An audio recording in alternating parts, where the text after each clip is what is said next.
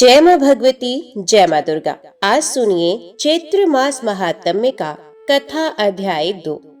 गांव की सुबह आज कुछ अलग थी। सूरज तो रोज की तरह ही उगा था, लेकिन उसकी किरणों में आज वे चमक नहीं थी जो आम दिनों में होती थी। मानो आकाश भी किसी अदृश्य पीड़ा से भरा हुआ हो। ठंडी हवा बह रही थी, लेकिन उसमें भी एक अजीब सी बेचैनी थी, जैसे वे किसी आने वाले संकट की सूचना दे रही हो। गांव के कोने में मिट्टी और टूटे खपरेल से बना एक छोटा सा घर खड़ा था। वही घर जिसमें रहती थी सीता। सीता एक साधारण स्त्री, लेकिन उसका विश्वास असाधारण था। उसने धीरे धीरे अपनी आंखें खोली। रात भर वे ठीक से सो नहीं पाई थी। पेट में भूख की आग थी और मन में चिंता की लहरें। लेकिन जैसे ही उसकी नजर घर के कोने में बने छोटे से मंदिर पर पड़ी, उसके चेहरे पर एक हल्की मुस्कान आ गई। आज दूसरा दिन है, उसने खुद से कहा। उसकी आवाज में थकान थी, लेकिन विश्वास उससे कहीं ज्यादा गहरा था। पास ही उसके दो छोटे बच्चे सोए हुए थे। उनके चेहरे मासूम थे, लेकिन पेट की भूख ने उनके चेहरे की चमक भी छीन ली थी। अचानक छोटा बेटा करवट बदलते हुए रो पड़ा। माँ, भूख लगी है। उसकी आवाज इतनी कमजोर थी कि जैसे हर शब्द के साथ उसकी ताकत भी खत्म हो रही हो। सीता का दिल जैसे किसी ने मरोड़ दिया। वे तुरंत उठी, बच्चे को गोद में लिया और उसके सर पर हाथ फेरते हुए बोली, बस बेटा, आज माँ कुछ न कुछ जरूर लाएगी। लेकिन ये कहते हुए उसके अपने शब्द उसके दिल को चुभ रहे थे, क्योंकि वे जानती थी घर में अन्न का एक दाना भी नहीं बचा है। उसी समय दरवाजे के पास से भारी कदमों की आवाज आई। उसका पति रामलाल अंदर आया। उसके चेहरे पर झुंझलाहट साफ दिखाई दे रही थी। फिर से वही सब शुरू करोगी? उसने तीखे स्वर में कहा। सीता ने शांत स्वर में जवाब दिया, आज दूसरा दिन है व्रत का। रामलाल हंस पड़ा, एक कड़वी व्यंग भरी हंसी। व्रत? उसने कहा। व्रत से पेट भर जाएगा क्या? बच्चों की भूख मिट जाएगी क्या? सीता ने उसकी ओर देखा। उसकी आंखों में आंसू थे, लेकिन आवाज में अडिग विश्वास। जब इंसान सारे रास्ते बंद कर देता है, तब देवी रास्ता खोलती है। रामलाल ने गुस्से में दीवार पर हाथ मारा। देवी आएंगी यहाँ, इस टूटे हुए घर में? कुछ पल के लिए सन्नाटा छा गया। फिर उसने थके हुए स्वर में कहा, मैं काम ढूंढने जा रहा हूँ। अगर कुछ मिला तो शाम तक आऊंगा। और बिना पीछे देखे वे घर से निकल गया। दरवाजा जोर से बंद हुआ। सीता कुछ क्षण वहीं खड़ी रही। फिर उसने गहरी सांस ली, अपने आंसू पोंछे और धीरे धीरे मंदिर की ओर बढ़ी। मंदिर, जो कि वास्तव में सिर्फ मिट्टी का एक छोटा सा कोना था। उसमें एक छोटी सी मूर्ति रखी थी, दशा माता की। उसने एक टूटी हुई थाली उठाई, उसमें थोड़ा सा पानी रखा और सूखी लकड़ियों से एक छोटा सा दीपक जलाने की कोशिश की। 3 बार प्रयास करने के बाद दीपक जल उठा, लेकिन जैसे ही उसने हाथ जोड़कर आंखें बंद की, अचानक एक तेज हवा का झोंका आया। दीपक कांपने लगा। कमरे का दरवाजा अपने आप चरमराने लगा। सीता की आंखें खुल गई। उसका दिल तेजी से धड़कने लगा, लेकिन उसने खुद को संभाला। ये मेरी परीक्षा है, उसने मन ही मन कहा। उसने दीपक को दोनों हाथों से ढक लिया ताकि वे बुझ ना जाए। माँ, चाहे कुछ भी हो, मैं व्रत नहीं तोड़ूंगी। उसकी आवाज धीमी थी, लेकिन उसमें एक अटूट दृढ़ता थी। हवा और तेज हो गई। दीपक की लो एक पल के लिए बुझने को हुई, लेकिन फिर स्थिर हो गई। कमरे में अचानक शांति छा गई, जैसे कुछ हुआ ही ना हो। सीता ने धीरे से आंखें खोली। उसके चेहरे पर अब डर नहीं था, सिर्फ विश्वास था। कुछ समय के बाद वे घर से बाहर निकली। उसने एक पुरानी साड़ी ओढ़ी और हाथ में एक खाली कटोरी ली। आज उसे अपने बच्चों के लिए अन्न जुटाना था, लेकिन रास्ता आसान नहीं था। गांव की गलियों से गुजरते हुए उसे हर तरफ वही नजरें मिली, तिरस्कार भरी, उपेक्षा भरी। पहले घर के सामने वह रुकी। दरवाजा खटखटाया। एक औरत बाहर आई। क्या है? उसने रूखे स्वर में पूछा। सीता ने सर झुकाकर कहा कि बहन, थोड़ा सा अन्न मिल जाता तो। औरत ने उसे ऊपर से नीचे तक देखा। काम क्यों नहीं करती? उसने कहा। भीख मांगना आसान है ना? सीता चुप रही। जाओ यहाँ से। औरत ने दरवाजा बंद कर दिया।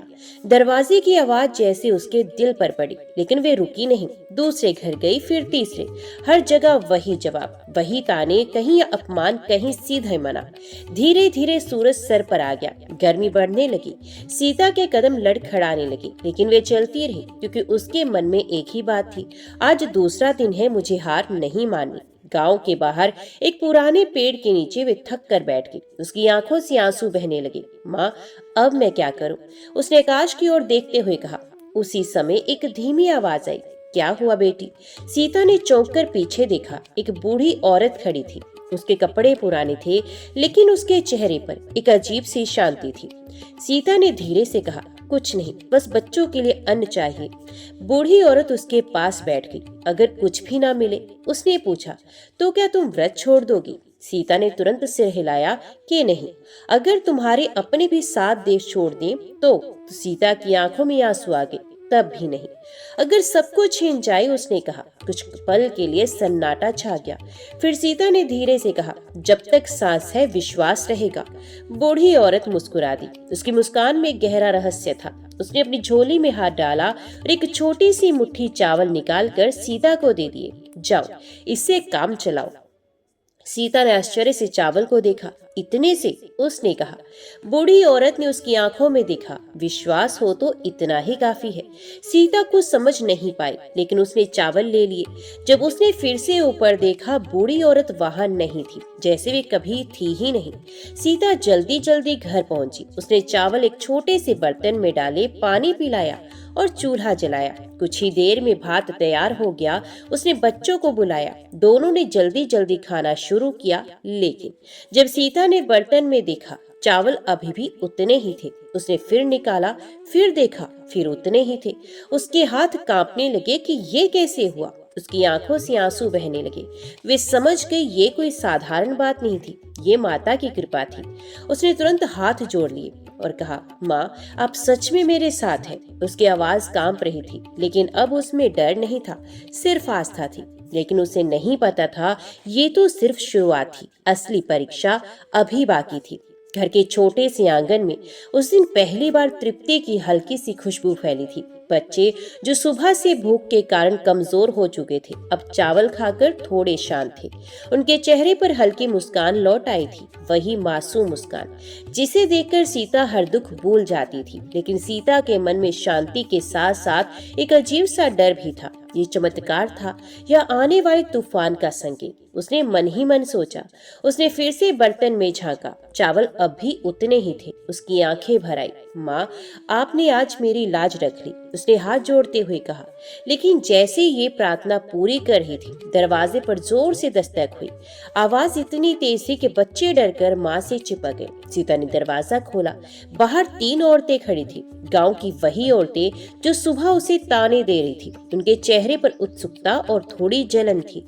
सुना है आज तेरे घर खाना बना है, एक ने व्यंग से कहा। सीता कुछ बोल नहीं पाई। दूसरी औरत अंदर झांकते हुए बोली, अरे सच में ये तो चावल है। तीसरी ने आंखें सिकोड़ते हुए पूछा, कहाँ से आया ये सब? सुबह तो तू भीख मांग रही थी। सीता ने धीरे से कहा, बस माँ की कृपा है। तीनों औरतें एक दूसरे को देखने लगी, फिर अचानक वे हंस पड़ी। कृपा? पहली औरत ने कहा, यह चोरी की है। सीता का चेहरा सफेद पड़ गया। नहीं, मैंने कुछ नहीं किया। तो क्या देवी खुद आकर दे गई? दूसरे ने ताना मारा तो सीता चुप रही। उसकी चुप्पी ने जैसे उनके शक को और बढ़ा दिया। देख लेना, तीसरी औरत ने कहा, आज पंचायत में बात उठेगी। और वे तीनों हंसती हुई चली गई। दरवाजा बंद हुआ।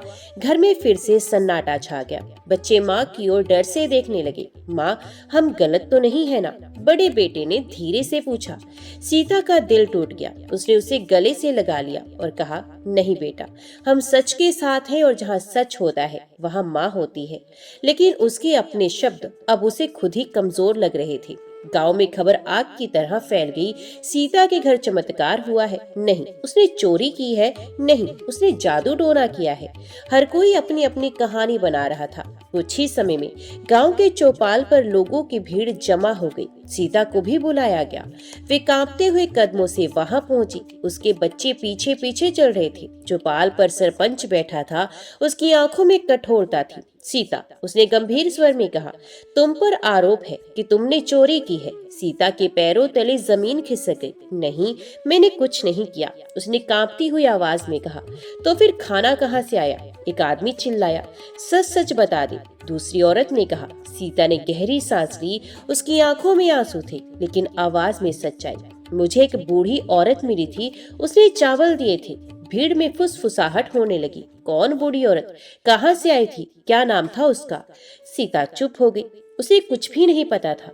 सरपंच ने कठोर स्वर में कहा, बिना सबूत के हम कैसे मान ले? एक आदमी आगे आया कि मेरे घर से भी कल चावल गायब हुए थे। ये सुनते ही भीड़ में हलचल मच गई। देखा, यही है चोर, इसे सजा मिलनी चाहिए। बच्चे डर कर रोने लगे। माँ माँ कहकर वो चिल्लाने लगे।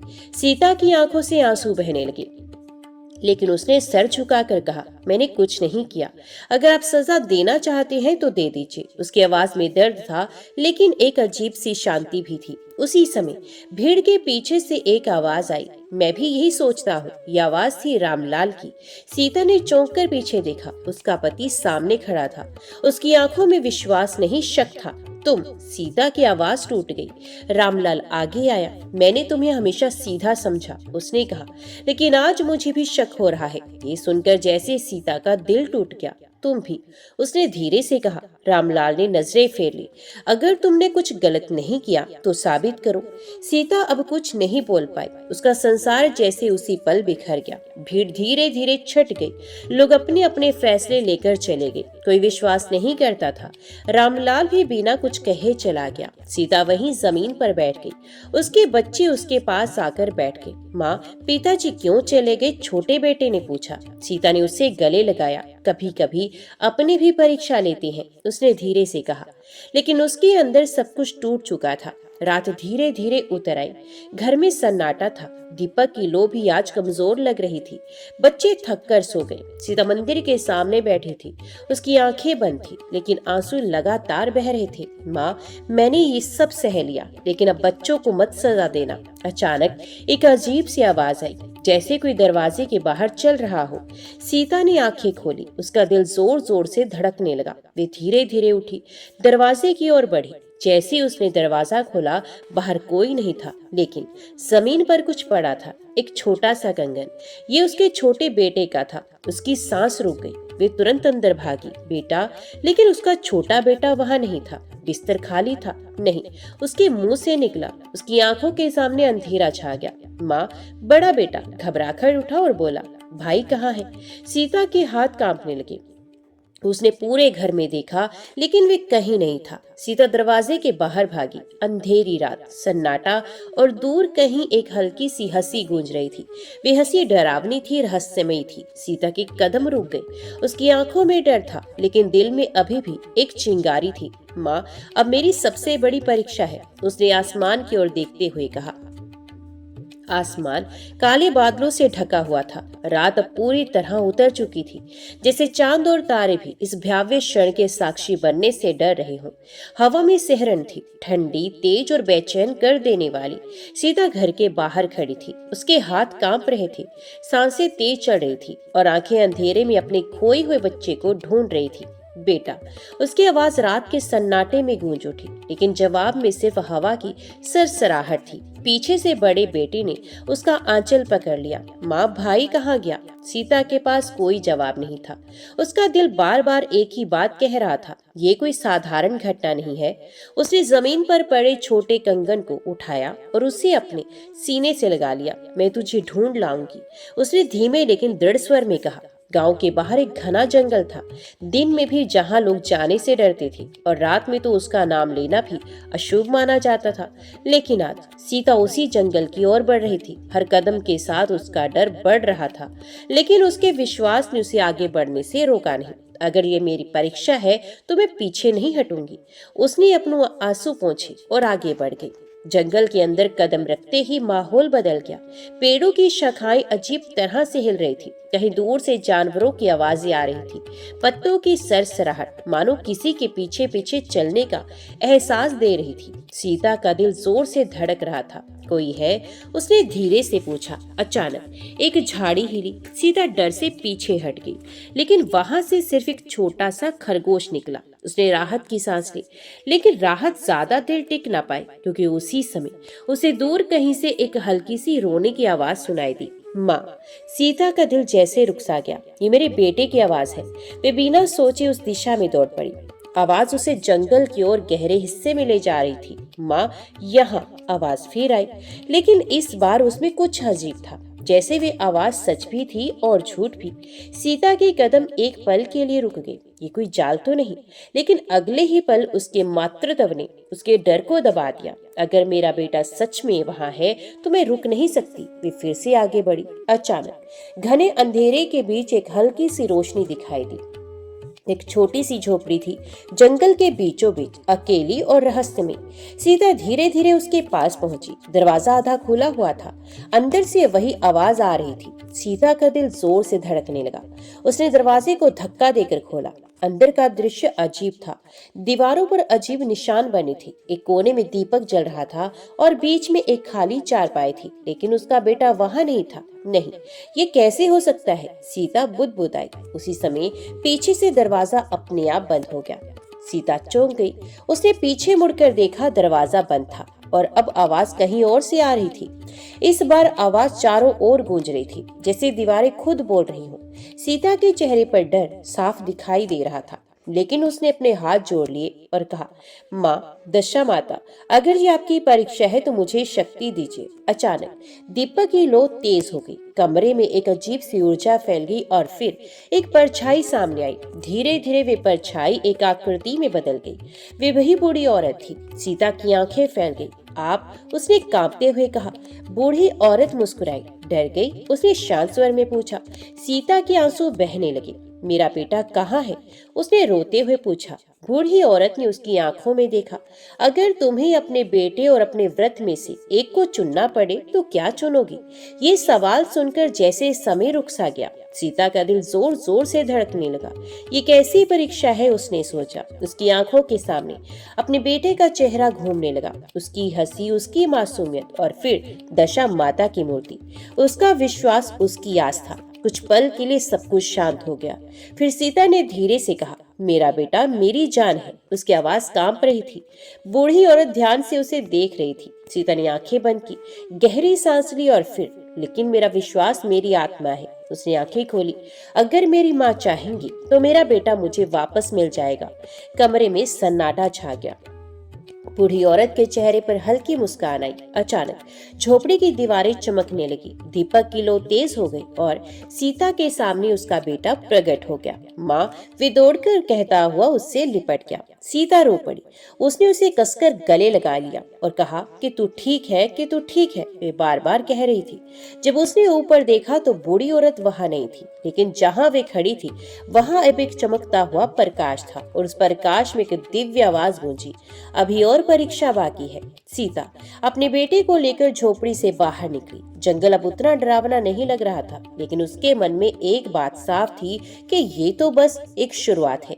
सुबह की पहली किरण धीरे धीरे आकाश पर फैल रही थी। रात की भयावह घटनाएं जैसे अभी भी हवा में तैर रही थी, लेकिन सूरज की हल्की रोशनी उन्हें ढकने की कोशिश कर रही थी। सीता अपने दोनों बच्चों के साथ जंगल से बाहर निकल रही थी।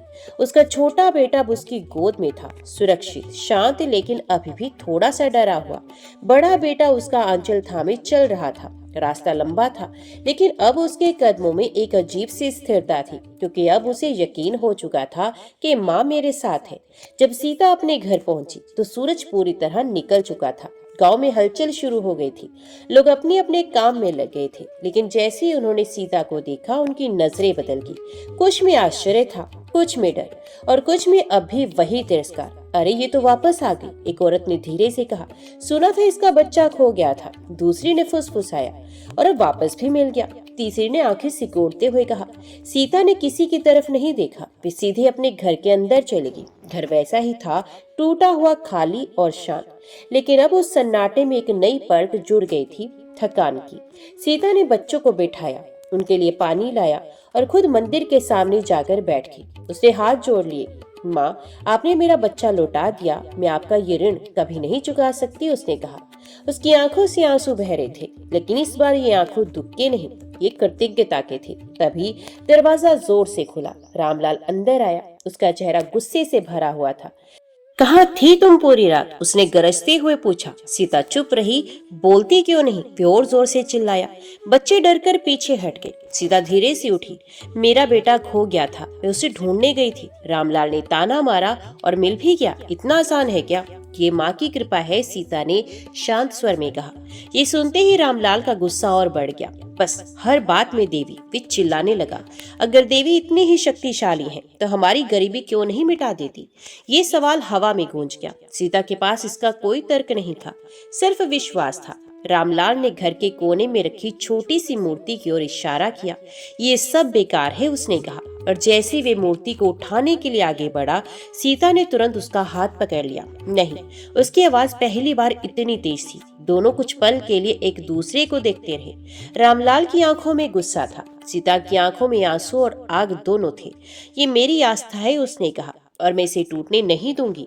घर में सन्नाटा छा गया। रामलाल ने धीरे धीरे अपना हाथ छुड़ाया।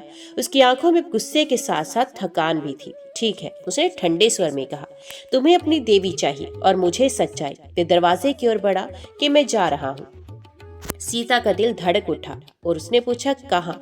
रामलाल रुका लेकिन पीछे नहीं मुड़ा। जहाँ कम से कम भूख तो नहीं होगी। वे चला गया, ये कहते हुए दरवाजा धीरे से बंद हुआ, लेकिन उसकी आवाज सीता के दिल में गूंजती रह गई। घर पहले से भी ज्यादा खाली लग रहा था। सीता वहीं खड़ी रह गई, उसकी आंखों से आंसू बहते रहे। बच्चे धीरे धीरे उसके पास आए। माँ, पिताजी वापस आएंगे ना? बड़े बेटे ने पूछा। सीता ने उसे गले से लगा लिया। हाँ आएंगे, उसने धीरे से कहा, लेकिन उसके अपने शब्द उसे झूठ जैसे लगे। रात फिर से उतर आई। इस बार घर में और भी ज्यादा सन्नाटा था। सीता मंदिर के सामने बैठी थी। उसने पूरे दिन कुछ भी नहीं खाया था। उसका शरीर कमजोर हो रहा था, लेकिन उसका विश्वास अब पहले से भी ज्यादा मजबूत था। माँ, अब मेरे पास कुछ नहीं बचा, उसने धीरे से कहा। ना पति, ना सहारा, बस आप। उसकी आवाज टूट गई। अगर आप भी साथ छोड़ देंगी तो मैं जी नहीं पाऊंगी। कमरे में सन्नाटा छा गया। अचानक मंदिर का दीपक अपने आप जल उठा। सीता ने चौंक कर देखा। कमरे में एक हल्की सी रोशनी फैल गई और फिर एक आवाज गूंजी, जब सब साथ छोड़ देती हैं तब मैं साथ देती हूँ। सीता की आंखें फैल गई। माँ, उसने कांपते हुए कहा, लेकिन वहां कोई नहीं था, सिर्फ रोशनी थी और शांति थी। सीता ने धीरे धीरे आंखें बंद की। उसके चेहरे पर अब डर नहीं था, सिर्फ विश्वास था, क्योंकि अब उसे समझ आ गया था कि असली सहारा कोई इंसान नहीं, माँ होती है। रात गहराती जा रही थी। आकाश में बादल छाए हुए थे और कहीं दूर बिजली की हल्की सी चमक बार बार अंधेरे को चीर रही थी। हवा में एक अजीब सी ठंडक थी, जैसे प्रकृति खुद किसी बड़े परिवर्तन की तैयारी कर रही हो। सीता मंदिर के सामने बैठी थी। उसका शरीर कमजोर हो चुका था। 2 दिन का व्रत, लगातार मानसिक पीड़ा और अब पति का साथ छोड़ देना, इन सब ने उसे भीतर तक तोड़ दिया था। लेकिन फिर भी उसकी आंखों में एक दीपक जल रहा था, विश्वास का। माँ, उसने धीरे से कहा, अब मेरे पास कुछ नहीं बचा, बस आप ही रही हैं। उसकी आवाज में दर्द था, लेकिन शिकायत नहीं। तभी दरवाजे पर हल्की सी दस्तक हुई। सीता ने धीरे से सर उठाया। इस समय इतनी रात में कौन हो सकता है? उसका दिल थोड़ा सा घबरा गया, लेकिन उसने हिम्मत जुटाई और दरवाजे की ओर बढ़ी। जैसे ही उसने दरवाजा खोला, एक बूढ़ी औरत सामने खड़ी थी। वही झुर्रियों भरा चेहरा, वही शांत आंखें, वही रहस्यमयी मुस्कान। सीता एक पल के लिए ठिठक गई। आप, उसके मुंह से निकल गया। बूढ़ी औरत ने हल्की मुस्कान के साथ कहा, क्या अंदर आने नहीं दोगी बेटी? सीता तुरंत संभली। आइए, उसने अंदर से आदर से कहा। बूढ़ी औरत धीरे धीरे अंदर आई। उसकी चाल धीमी थी, लेकिन उसमें एक अजीब सी गरिमा थी। वे मंदिर के सामने बैठ गई। कुछ पल दोनों के बीच सन्नाटा रहा। फिर बूढ़ी औरत ने पूछा कि कैसी हो? सीता हल्का सा मुस्कुराई और कहने लगी, जैसी माँ की इच्छा। सब छिन गया, फिर भी वही जवाब। बूढ़ी ने गहराई से पूछा। सीता की आंखों में आंसू आ गए। अगर सब कुछ मिल जाए और माँ ना हो तो उसका क्या फायदा? कमरे में एक अजीब सी शांति फैल गई। बूढ़ी औरत ने सीता की ओर देखा। उसकी आंखों में अब एक गहराई थी, जैसे वे उसके दिल के हर कोने को पढ़ रही हो। अगर मैं कहूँ, उसने धीरे से कहा, कि तुम्हारा सारा दुख अभी खत्म हो सकता है। सीता ने चौंक कर उसकी ओर देखा और पूछा कि कैसे? बूढ़ी औरत ने मंदिर की ओर इशारा किया। बस ये सब छोड़ दो। ये सुनते ही जैसे समय रुक सा गया। सीता के चेहरे का रंग उड़ गया। क्या? उसने धीमे से कहा। व्रत छोड़ दो, पूजा छोड़ दो और मैं तुम्हें सब कुछ लौटा दूंगी, तुम्हारा पति, धन, सुख, सब कुछ। उसकी आवाज शांत थी लेकिन उसमें एक अजीब सा आकर्षण था। सीता के मन में तूफान उठने लगा। एक तरफ उसका टूटता हुआ परिवार, उसकी गरीबी, उसका अकेलापन, और दूसरी तरफ उसका विश्वास, उसकी आस्था और उसकी माँ। उसकी आंखों के सामने रामलाल का चेहरा घूमने लगा। बच्चों की भूख, अपमान और फिर मंदिर की छोटी सी मूर्ति। अगर मैं ये सब छोड़ दूं, उसने सोचा, तो सब ठीक हो सकता है। उसका दिल बड़ से कमजोर करने लगा। क्या फर्क पड़ता है, आखिर माँ तो दिल में ही होती है। लेकिन तभी उसे वे रात याद आई जब उसका बेटा खो गया था और फिर वापस मिल गया था। ये माँ की ही कृपा थी, उसने मन ही मन कहा। सीता ने धीरे धीरे सर उठाया। उसकी आंखों में अब आंसू नहीं थे, बल्कि एक अजीब सी चमक थी। नहीं, उसने धीरे लेकिन स्पष्ट स्वर में कहा। बूढ़ी औरत ने भौहें उठा ली। सोच लो, उसने कहा, ये मौका बार बार नहीं मिलेगा।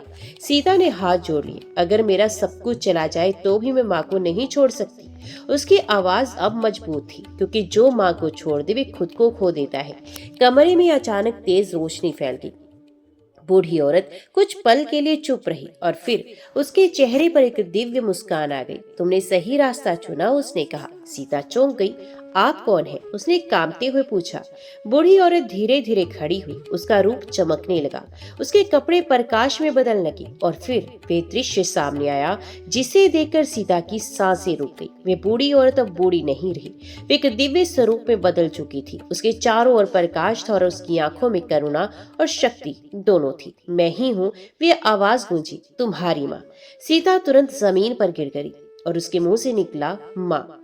उसकी आंखों में आंसू बहने लगे। देवी ने उसके सर पर हाथ रखा। तुमने हर परीक्षा पास कर ली है, उन्होंने कहा। लेकिन सीता ने सर उठाया। अभी अंतिम परीक्षा बाकी है। कमरे में फिर से सन्नाटा छा गया।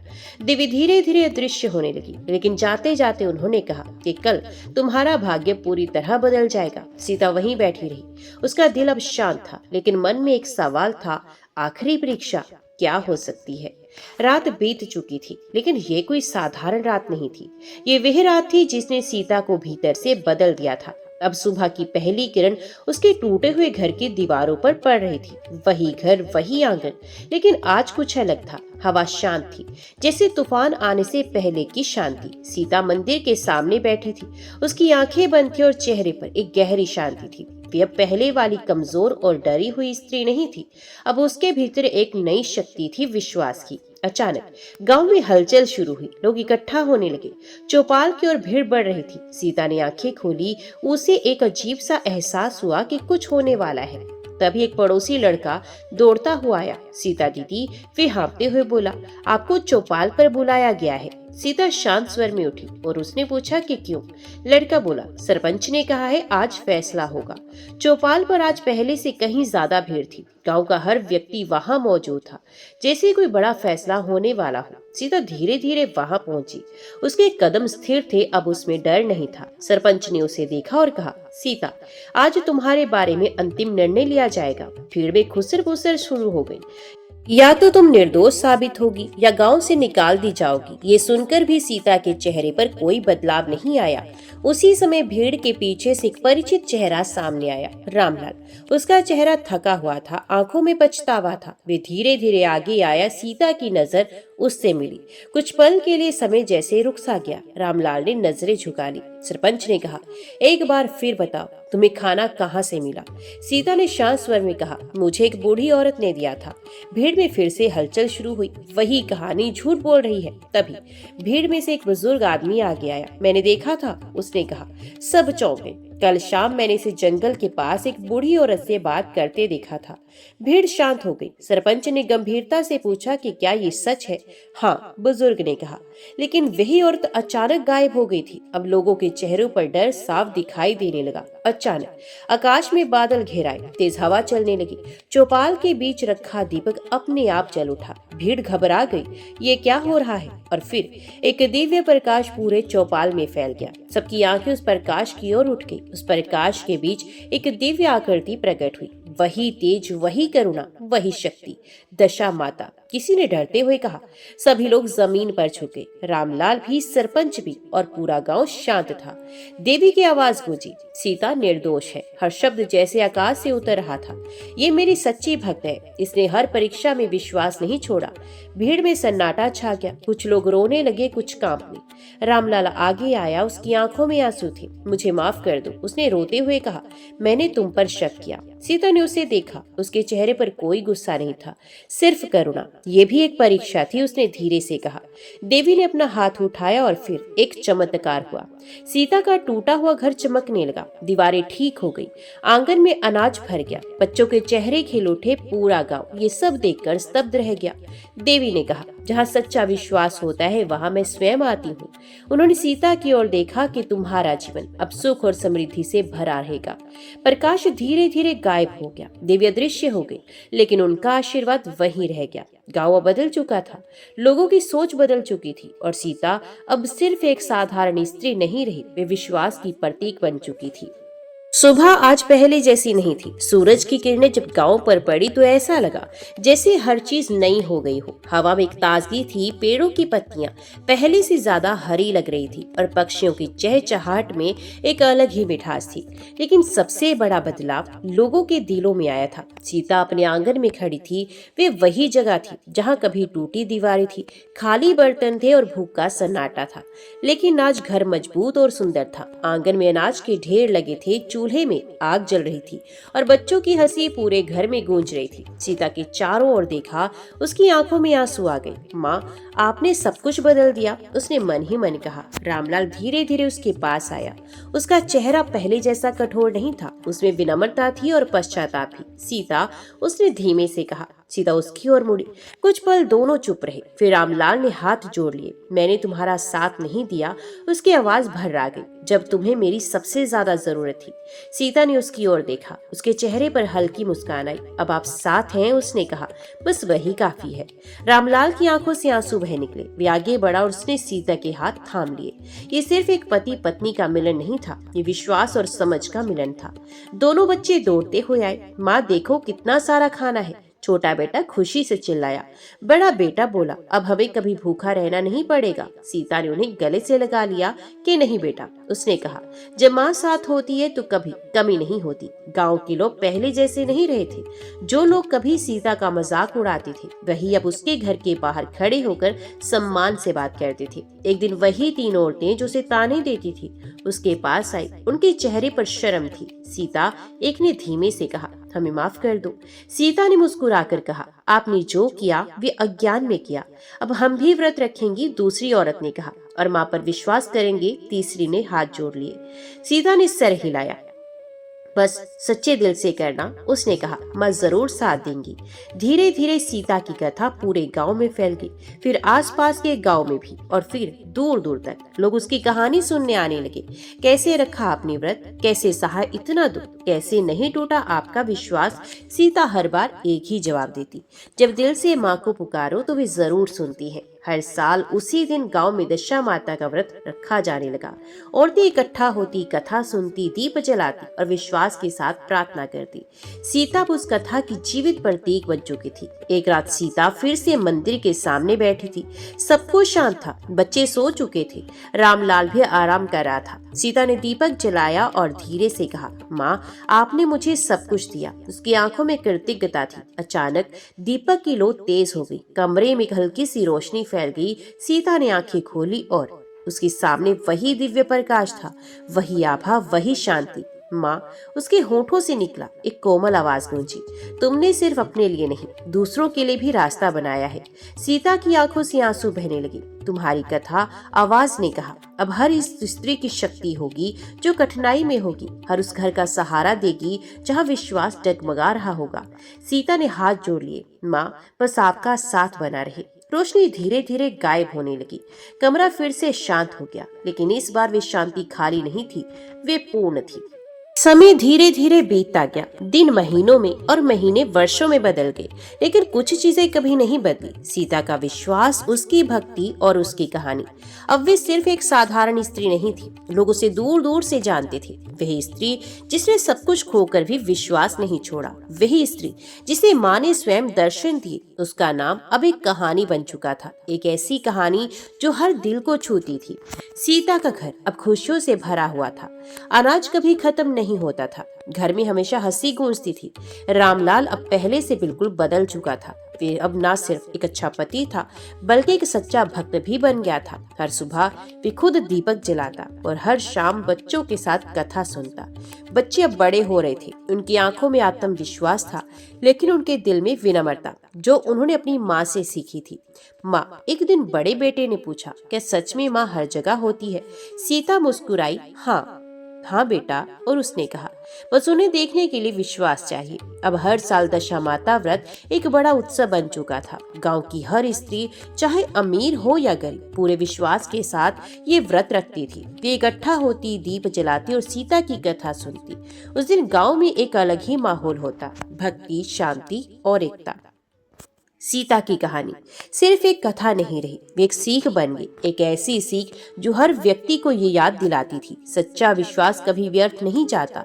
परीक्षाएं आती हैं, लेकिन हारना नहीं चाहिए। जब सब रास्ते बंद हो जाए, तब भी उम्मीद बाकी रहती है। एक रात जब सब कुछ शांत था, सीता मंदिर के सामने बैठी थी। उसका चेहरा अब पहले से अलग था। उसमें अनुभव था, शांति थी और एक गहरी संतुष्टि थी।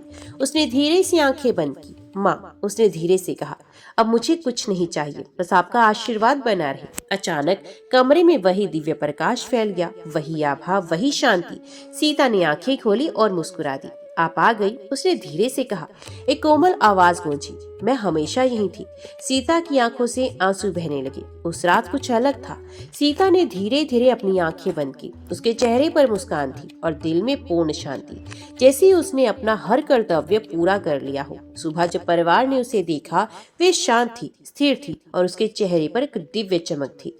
गांव में शोक था, लेकिन साथ ही गर्व भी, क्योंकि उन्होंने एक ऐसी स्त्री को देखा था जिसने विश्वास की परिभाषा बदल दी। सीता अब इस दुनिया में नहीं थी, लेकिन उसकी कथा, उसकी सीख, उसकी भक्ति हमेशा जीवित रहेंगी। आज भी जब कोई स्त्री कठिनाई में होती है, जब कोई परिवार टूटने की कगार पर होता है, जब विश्वास डगमगाता है, तो ये कथा सुनाई जाती है। सीता की कथा, दशा माता की कथा, विश्वास की कथा। और इस तरह एक साधारण स्त्री की कहानी एक अमर कथा बन गई, एक ऐसी कथा जो युगों युगों तक लोगों को प्रेरित करती रहेगी। और इस प्रकार भक्ति की उस यात्रा ने जहाँ हर कदम पर परीक्षा थी, वहीं अंत में आशीर्वाद का मार्ग भी खोल दिया। दशा माता की कृपा से जिस जीवन में कभी अंधकार छाया हुआ था, वहीं अब सुख, शांति और समृद्धि का प्रकाश फैल चुका था। ये कथा हमें याद दिलाती है कि जब मन सच्चा हो, श्रद्धा अटूट हो, तो देवी स्वयं अपने भक्त का हाथ थाम लेती हैं। यही है भक्ति की शक्ति, यही है व्रत की महिमा। लेकिन क्या आपने कभी सोचा है कि ये शक्ति कहाँ से आती है? क्यों एक साधारण व्रत जीवन को बदल देने की क्षमता रखता है? इन सभी प्रश्नों के उत्तर छिपे हैं हमारे प्राचीन ग्रंथों में, विशेष रूप से देवी भागवत पुराण की दिव्य कथाओं में। अब समय है एक नई कथा की ओर बढ़ने का, एक ऐसी कथा जो देवी की महिमा की और गहराई से प्रकट करती है। अब हम सुनेंगे देवी भागवत पुराण के दूसरे दिन की कहानी, जहाँ भक्ति, ज्ञान और शक्ति का अद्भुत संगम होता है। ये कथा केवल सुनने के लिए नहीं, बल्कि समझने के लिए है, जीने के लिए है। तो आइए मन को शांत करें, श्रद्धा को जागृत करें और प्रवेश करें इस दिव्य कथा के अगले अध्याय में। जय माँ भगवती, जय माँ दुर्गा। सूत जी कहते हैं कि अगस्त्य जी ने बड़ी विनम्रता पूर्वक भगवान कार्तिकेय जी से कहा कि हे देव सेनापति, हे देव, अब आप श्रीमद् देवी भागवत का दूसरा महात्म्य मुझे बताएं। कार्तिकेय जी ने कहा, हे मित्रा वरुण से प्रकट होने वाले मुनि, अब आप ये कथा सुने जिसके एक अंश में भागवत की महिमा कही गई हो, धर्म का विशद वर्णन किया गया हो और गायत्री का प्रसंग आरंभ करके उसकी महिमा दर्शाई गई हो। उसे भागवत के रूप में जाना जाता है। ये पुराण देवी भगवती के महात्म्य से परिपूर्ण होने के कारण देवी भागवत कहा जाता है। ये परा भगवती ब्रह्मा, विष्णु और महेश की आराध्या है। ऋतवाक नाम से विख्यात एक महान बुद्धि संपन्न मुनि थे। रेवती नक्षत्र के अंतिम भाग घंटांत योग में उनके यहाँ समय अनुसार एक पुत्र उत्पन्न हुआ। उन्होंने उस पुत्र की जात कर्म आदि क्रियाएं तथा चूड़ाकरण एवं उपनयन आदि संस्कार भी विधि पूर्वक संपन्न किए। महात्मा ऋतवाक के यहाँ जब से वे पुत्र उत्पन्न हुआ, उसी समय से वे शोक तथा रोग से ग्रस्त रहने लगे और क्रोध एवं लोभ ने उन्हें घेर लिया। उस बालक की माता भी अनेक रोगों से ग्रसित होकर नित्य शोकाकुल और अति दुखी रहने लगी। मुनि ऋतवाक अत्यंत दुखी और चिंतित होकर सोचने लगे कि ऐसा क्या कारण है कि मेरे ये अत्यंत दुर्मति पुत्र उत्पन्न हुआ। तरुण अवस्था को प्राप्त होने पर उसने किसी मुनि पुत्र की पत्नी का बलपूर्वक हरण कर लिया। वे दुर्बुद्धि अपने माता पिता की शिक्षाओं पर कभी भी ध्यान नहीं देता था। तदंतर अत्यंत दुखित मन वाले ऋतवाक ने ये कहा कि मनुष्यों के लिए पुत्र ही रह जाना अच्छा है, किंतु कुपुत्र की प्राप्ति कभी भी ठीक नहीं है। कुपुत्र स्वर्ग में गए हुए पितरों को भी नरक में गिरा देता है। वे जब तक जीवित रहता है तब तक माता पिता को केवल कष्ट ही देता रहता है। अतः माता पिता को कष्ट पहुंचाने वाले पापी कुपुत्र के जन्म को धिक्कार है। ऐसा पुत्र मित्रों का न तो उपकार कर सकता है न शत्रुओं का अपकार ही। संसार में वे मानव धन्य है जिनके घर में परोपकार परायण तथा माता पिता को सुख देने वाले पुत्र की प्राप्ति नहीं हुई। कुपुत्र से कुल नष्ट हो जाता है, कुपुत्र से यश नष्ट हो जाता है और कुपुत्र से लौकिक तथा पारलौकिक दोनों जगत में दुख तथा नारकीय यातनाएं भोगनी पड़ती हैं। कुपुत्र से वंश नष्ट होता है, दुष्ट पत्नी से जीवन नष्ट होता है, विकृत भोजन से दिन व्यर्थ चला जाता है और दुरात्मा मित्र से सुख कहाँ से मिल सकता है।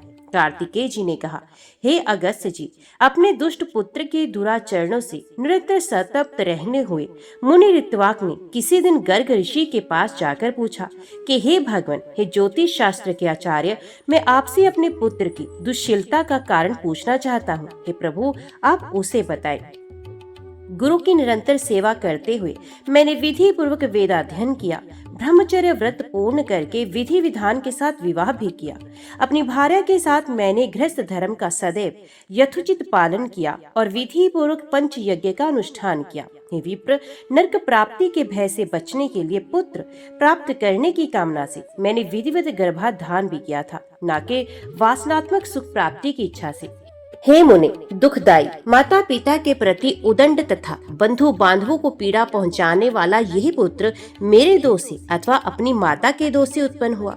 तब ज्योतिष शास्त्र के ज्ञाता गर्गाचार्य ने मुनि ऋतवाक का ये वचन सुनकर सभी कारणों पर सम्यक रूप से विचार करते हुए कहा, हे मुने, इसमें ना तो आपका दोष है, ना बालक की माता का दोष, ना तो कुल का दोष है। रेवती नक्षत्र का अंतिम भाग घंटांत योग ही इस बालक की दुर्मितता का कारण है। हे मुने, अशुभ वेला में आपके पुत्र का जन्म हुआ है, इसी कारण ये आपको दुख दे रहा है। इसमें लेश मात्र भी अन्य कोई कारण नहीं। अतः हे ब्राह्मण, इस दुख के शमन के लिए आप प्रयत्न पूर्वक समस्त दुर्गतियों का विनाश करने वाली कल्याणी जगदम्बा दुर्गा की आराधना कीजिए। गर्गाचार्य जी का वचन सुनकर ऋतवाक मुनि क्रोध से मूर्छित हो गए और उन्होंने रेवती को शाप दे दिया कि वे आकाश से नीचे गिर जाए। ऋतवाक के शाप देते ही चमकता हुआ रेवती नक्षत्र सभी लोगों के देखते देखते आकाश से कुमुद पर्वत पर जा गिरा। वे कुमुद पर्वत रेवती के गिरने के कारण रैवतक नाम से प्रसिद्ध हुआ और उसी समय से वे अत्यंत रमणीक हो गया। रेवती को श्राप देकर मुनि ऋतवाक ने महर्षि गर्ग द्वारा बताए गए विधान के अनुसार देवी भगवती की सम्यक आराधना कर सुख और सौभाग्य प्राप्त किया। कार्तिकेय जी ने कहा कि हे अगस्त्य जी, उस रेवती नक्षत्र के महान तेज से एक कन्या उत्पन्न हुई जो अनुपम रूपवती होने के कारण लोक में दूसरी लक्ष्मी की भांति प्रतीत हो रही थी। रेवती नक्षत्र की कांति से प्रादुर्भूत उस कन्या को देखकर मुनि परमोच ने प्रसन्न होकर उसका रेवती ये नाम रख दिया तदंतर महर्षि परमुच उसे कुमुदाचल पर स्थित अपने आश्रम में ले आए और पुत्री की भांति उसका धर्म पूर्वक पालन पोषण करने लगे। समय पाकर यौवन को प्राप्त उस रूपवती कन्या को देखकर मुनि ने विचार किया कि इस कन्या के योग्य वर कौन होगा। बहुत अन्वेषण के बाद भी जब मुनि को उसके योग्य कोई वर नहीं मिला, तब वे अग्निशाला में प्रवेश करके अग्निदेव की स्तुति करने लगे। परमुच ऋषि के स्तुति गान से प्रसन्न होकर अग्निदेव ने कन्या की योग्य वर का संकेत करते हुए कहा कि हे मुने, इस कन्या के पति धर्मपरायण, बलशाली, वीर भाषण करने वाले और अपराज्य राजा दुर्दम होंगे। तब अग्निदेव के इस वचन को सुनकर मुनि अत्यंत प्रसन्न हुए। संयोग से उसी समय आखेट के बहाने दुर्दम नामक प्रतिभाशाली राजा मुनि परमुच के आश्रम में आ गए। बलवान तथा अप्रतिम ओज से संपन्न वे प्रियव्रत के वंशज राजा दुर्दम विक्रमशील के पुत्र थे और कालिंदी के गर्भ से उत्पन्न हुए थे। मुनि के आश्रम में प्रवेश कर और उन्हें वहां न देखकर राजा दुर्दम ने रेवती को प्रिय इस शब्द से संबोधित करते हुए पूछा कि हे प्रिय, महर्षि भगवान परमुच इस आश्रम से कहाँ गए हुए हैं? हे कल्याणी, मुझे सच सच बताओ, मैं उनके चरणों का दर्शन करना चाहता हूँ। कन्या ने कहा, हे महाराज, महामुनि अग्निशाला में गए हुए हैं। राजा भी ये वचन सुनकर शीघ्रता पूर्वक आश्रम से बाहर निकल आए। इसके बाद परमुच मुनि ने राज लक्षण संपन्न एवं विनयता वनत राजा दुर्दम को अग्निशाला के द्वार पर स्थित देखा। मुनि को देखकर राजा ने प्रणाम किया और तदंतर मुनि परमुच ने शिष्य से कहा कि हे गौतम, ये राजा अर्घ पाने के योग्य है, अतः शीघ्र ही इनके लिए अर्घ ले आओ। बहुत दिन बाद ये पधारे हुए हैं और विशेष रूप से ये हमारे जमाता है। ऐसा कहकर मुनि ने राजा को अर्घ प्रदान किया तो राजा ने भी विचार करते हुए उनसे ग्रहण कर लिया। तत्पश्चात राजा के अर्घ ग्रहण करके आसन पर बैठ जाने के उपरांत मुनि परमुच ने उन्हें आशीर्वचनों से अभिनंदित करके उनका कुशल क्षेम पूछा कि हे राजन, आप स्वस्थ तो है ना? आपकी सेना, कोष, बंधु बांधव, सेवक गण, सचिव, नगर, देश आदि की सर्वविध कुशलता तो है ना? हे नरेश, आपकी भार्या तो यही विद्यमान है, वे सकुशल है, अतएव मैं उसकी कुशलता नहीं पूछूंगा। आप अपनी अन्य स्त्रियों का कुशल क्षेम बताइए। राजा ने कहा, हे भगवान, आपकी कृपा प्रभाव से मेरी सर्वविध कुशलता है। हे ब्राह्मण, अब मेरी ये जिज्ञासा है कि मेरी कौन सी भार्या यहाँ है? ऋषि ने कहा, हे पृथ्वीपति, संसार में अप्रतिम लावण्य से संपन्न रेवती नामक आपकी पत्नी यहाँ ही रहती है, क्या आप उसे नहीं जानते? राजा ने कहा, हे प्रभु, सुभद्रा आदि मेरी पत्नियां तो घर पर ही हैं। हे भगवान, मैं तो केवल उन्हें ही जानता हूँ, मैं रेवती को तो नहीं जानता।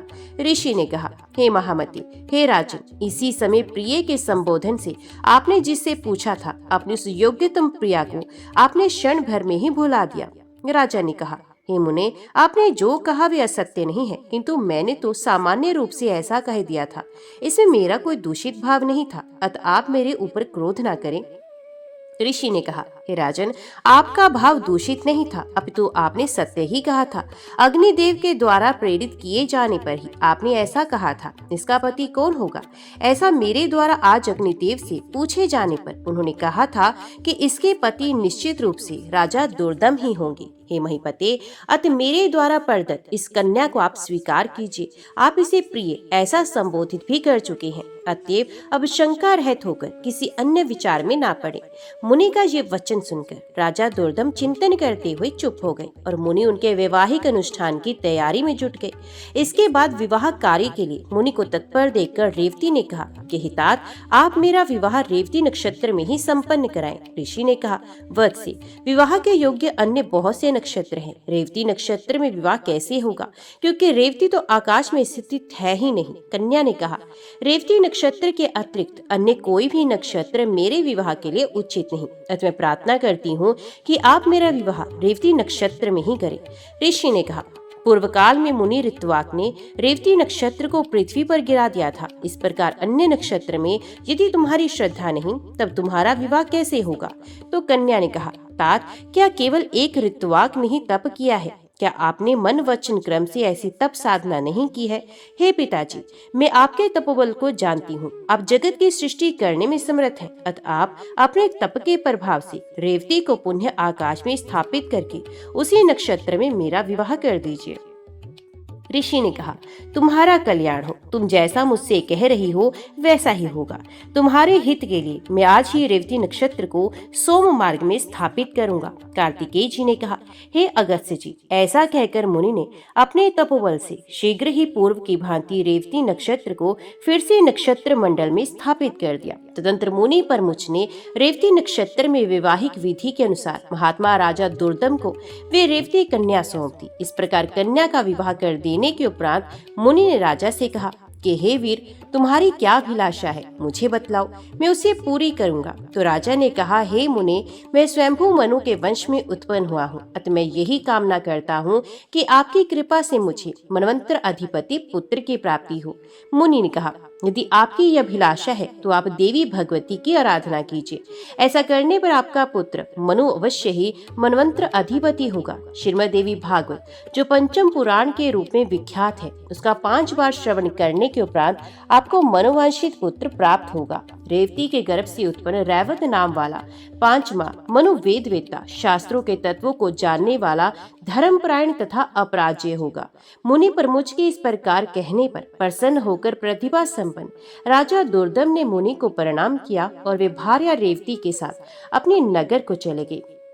महामती राजा दुर्दम ने अपने पिता पितामह से प्राप्त राज्य पर शासन किया और उस धर्मात्मा ने औरस पुत्रों की भांति अपनी प्रजाओं का पालन किया। एक बार उनके यहाँ महात्मा लोमश ऋषि पधारे। राजा दुर्दम ने उन्हें प्रणाम किया और उनका विधिवत पूजन कर दोनों हाथ जोड़कर कहा कि हे भगवान, हे मुने, यदि आप कृपा करें तो मैं पुत्र प्राप्ति की कामना से आपसे देवी भागवत नामक पुराण सुनना चाहता हूँ। राजा का ये वचन सुनकर लोमश मुनि प्रसन्न हो गए और बोले कि हे राजन, आप धन्य हैं, क्योंकि तीनों लोगों की जननी देवी भगवती में आपकी ऐसी भक्ति हो गई है। देव दानव तथा मानव की आराध्या पराभक्ति जगदम्बा में यदि आपकी भक्ति उत्पन्न हुई है तो आपकी कार्य सिद्धि अवश्य होगी। अतएव हे राजन, मैं आपको श्रीमद् देवी भागवत सुनाऊंगा, जिसके सुनने मात्र से कुछ भी दुष्प्राय नहीं रह जाता। हे ब्राह्मण, ऐसा कहकर मुनि ने किसी शुभ दिन में कथा का आरंभ किया। अपनी पत्नी के साथ राजा ने 5 बार श्रीमद् देवी भागवत पुराण का विधिवत श्रवण किया। कथा समाप्ति के दिन धर्मनिष्ठ राजा दुर्दम ने अत्यंत प्रसन्नता पूर्वक श्रीमद् देवी भागवत पुराण तथा लोमश मुनि की पूजा की। राजा ने नवार्ण मंत्र से हवन करके कुमारी कन्याओं को भोजन कराया और सपत्नी ब्राह्मणों को प्रभूत दक्षिणा दान द्वारा संतुष्ट किया। कुछ समय बीत जाने पर भगवती की कृपा से उस रानी रेवती ने लोक कल्याणकारी गर्भ धारण किया। इसके बाद जब समस्त ग्रह नक्षत्र अपने अपने अनुकूल स्थानों पर थे और सभी मांगलिक कृत्य संपन्न हो गए थे, ऐसे शुभ समय में रेवती ने पुत्र को जन्म दिया।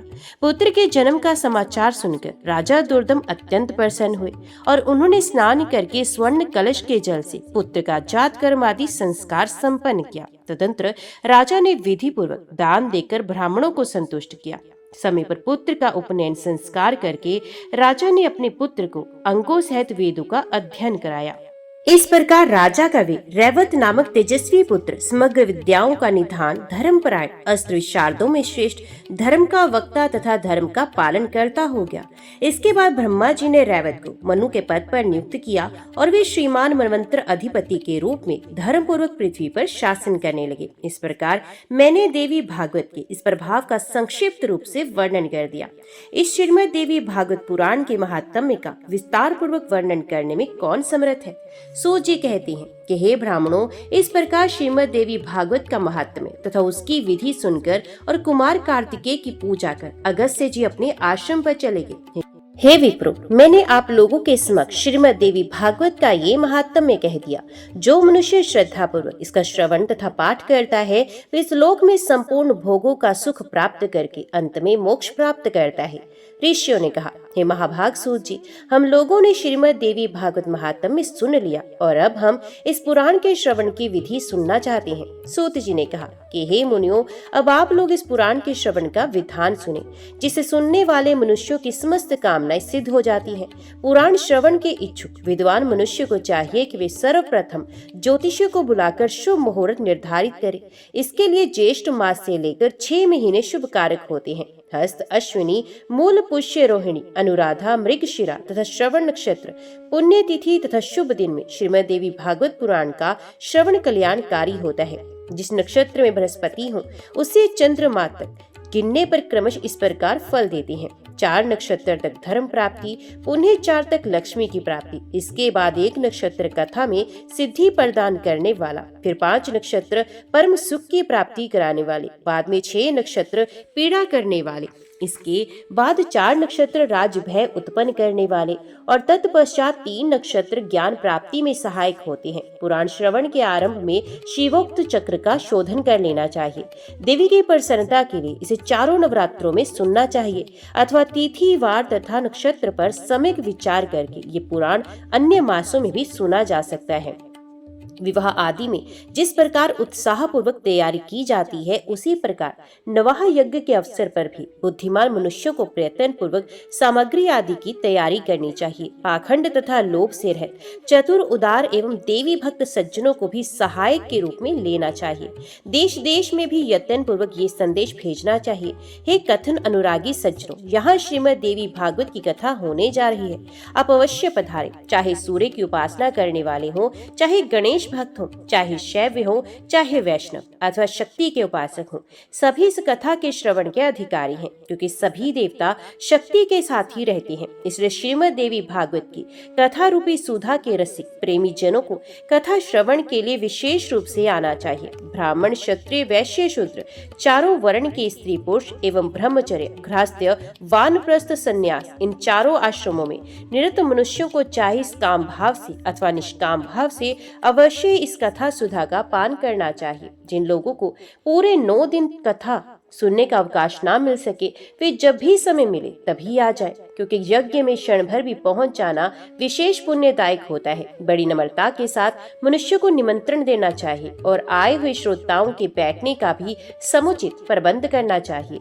विस्तृत भूमि में कथा प्रवचन का सुंदर स्थान बनाना चाहिए। उस स्थान की सफाई कराकर गोबर से लिपवाना चाहिए। केले के स्तंभों से सुशोभित और ध्वज पताकाओं से अलंकृत एक सुरम्य मंडप का निर्माण करना चाहिए और उसके ऊपर सुंदर चांदनी लगा देनी चाहिए। कथावाचक का आसन दिव्य तथा सुक्कर आस्तरण से युक्त होना चाहिए। उसे प्रयत्न पूर्वक पूरा विमुख अथवा उत्तराभिमुख रखना चाहिए। कथा श्रवण के लिए आने वाले पुरुष तथा स्त्री श्रोताओं के लिए भी यथा योग्य पृथक पृथक आसनों की व्यवस्था करनी चाहिए।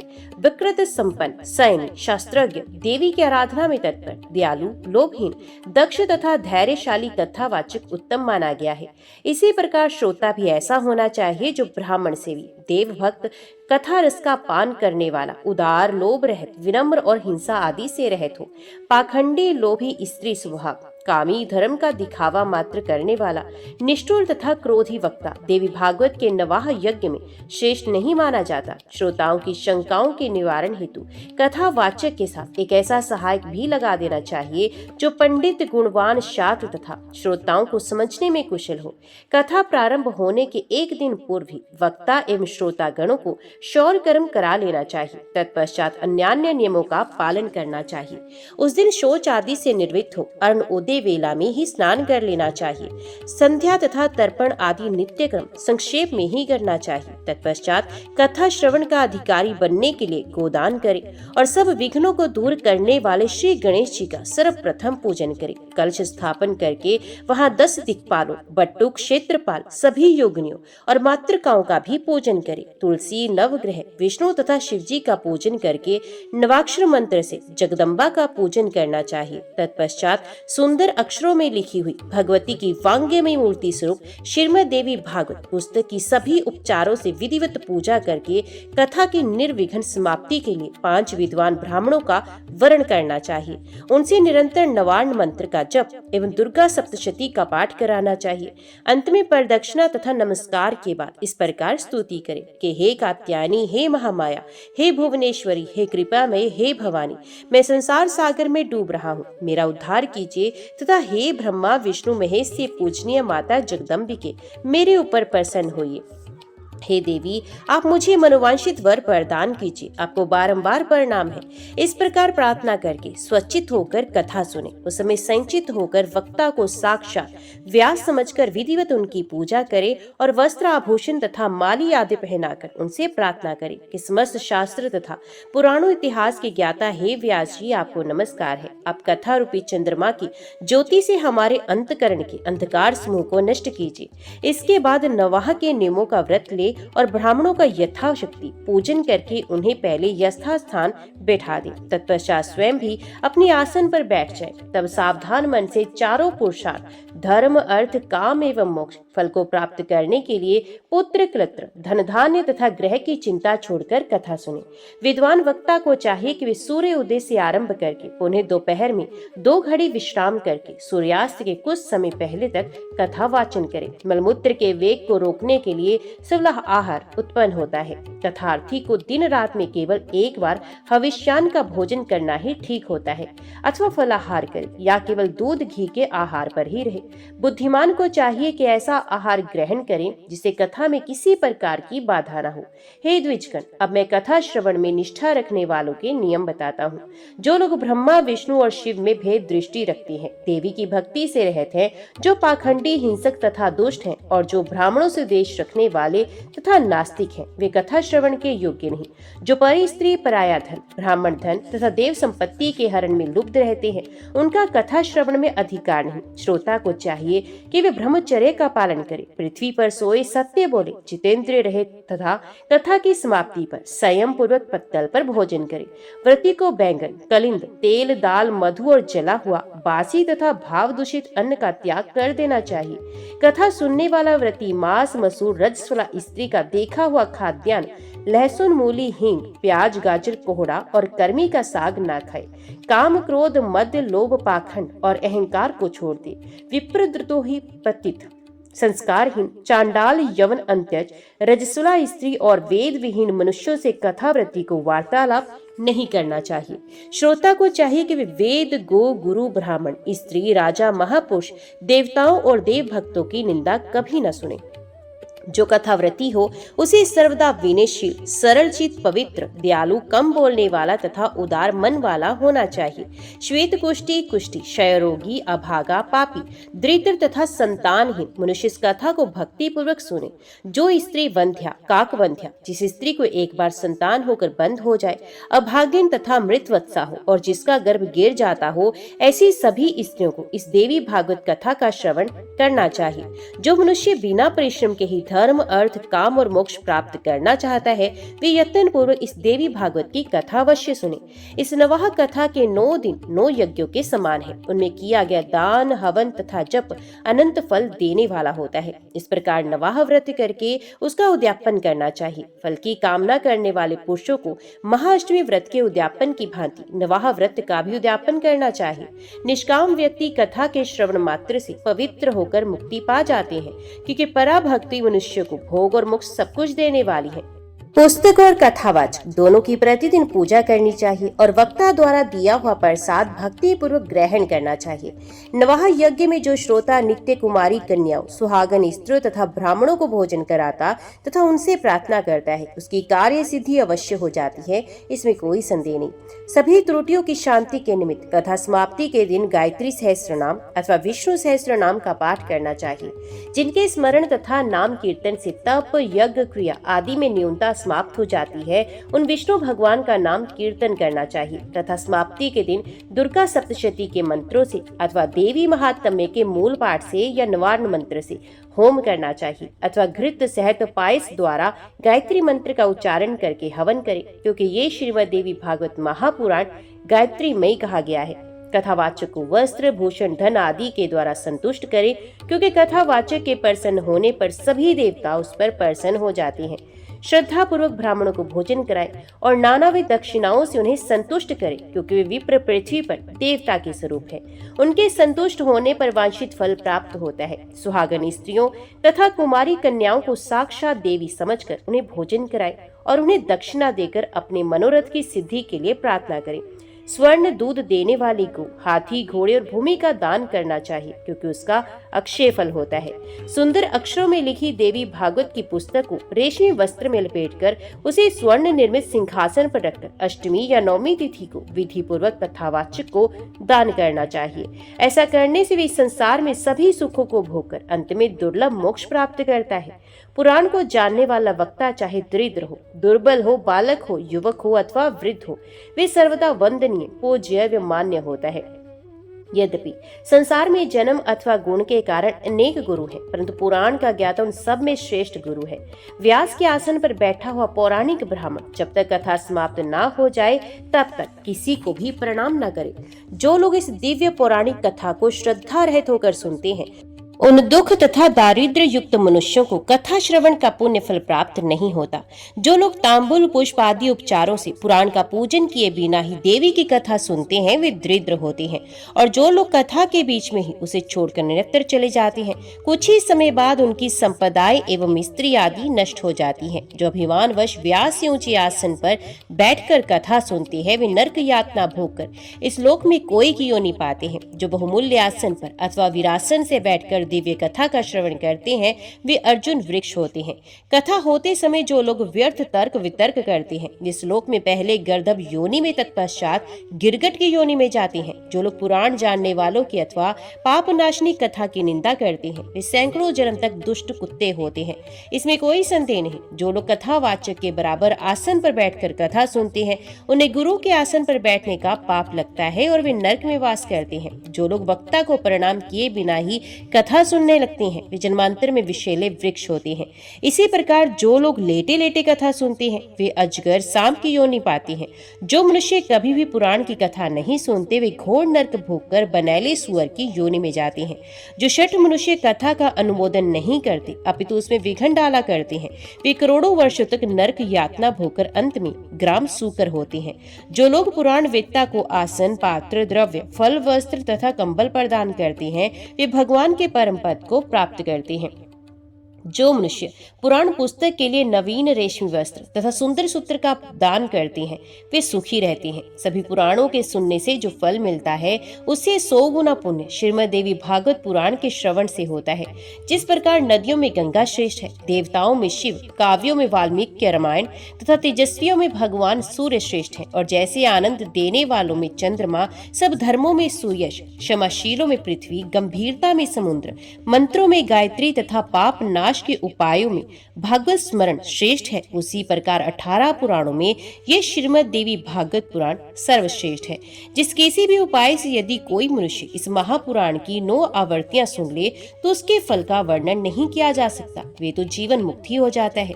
किसी शत्रु राजा से भय होने पर, महामारी के समय, अकाल पड़ने पर तथा राष्ट्र भंग के अवसर पर उसकी शांति के लिए पुराण सुनना चाहिए। हे विप्रो, भूत प्रेत आदि के शमन के लिए, शत्रु से राज्य प्राप्त करने के लिए और पुत्र प्राप्ति के लिए श्रीमद् देवी भागवत का श्रवण करना चाहिए। जो देवी भागवत के आधे श्लोक या चौथाई श्लोक को भी प्रतिदिन सुनता या पढ़ता है, वे परम गति को प्राप्त होता है। स्वयं भगवती जगदम्बा ने इस पुराण को सर्वप्रथम केवल आधे श्लोक में ही प्रकाशित किया, वही बाद में शिष्य प्रशिष्यों के द्वारा देवी भागवत के रूप में विस्तृत कर दिया गया। गायत्री से बढ़कर ना कोई धर्म है, न तप, ना कोई देवता, ना कोई मंत्र।